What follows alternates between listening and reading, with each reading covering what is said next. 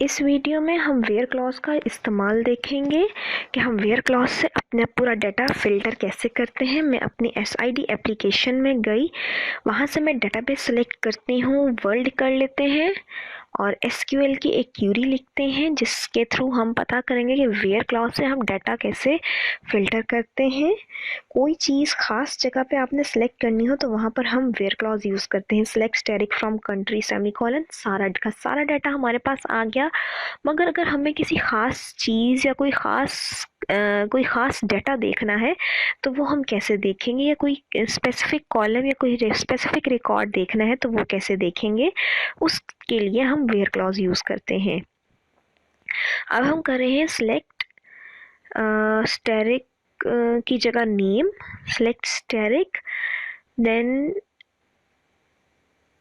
Continent, select name, continent, population, from country. मगर आगे हम वेयर का क्लॉज लगा देते हैं, एक चेक लगा देते हैं कि हमारे पास नेम, कॉन्टिनेंट और पॉपुलेशन उस कंट्री का आए जहाँ पे हमारी पॉपुलेशन जो है वो ज़्यादा हो या कम हो, या हम आप जो मर्ज़ी लिख लें, मगर मैं एक लगा रही हूँ कि हमारे पास वो पॉपुलेशन आए जो इस स्पेसिफिक डिजिट से कम हो, सेमीकोलन। तो देखिए मेरे पास वो सारा डाटा आया है, मेरे पास 12 रोज़ आई हैं उस सारे डाटे की जिसकी पॉपुलेशन 10,000 से कम है।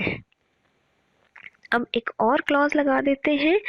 इस डाटा के अंदर हमारे पास वो सारा डाटा आया है जो नल नहीं था, मगर हमारे पास कुछ ऐसे रिकॉर्ड्स भी पाए जाते हैं जो नल होते हैं। अब देख लेते हैं कि वो कैसे हम लेके आएंगे। Where population is less than 10,000 और पॉपुलेशन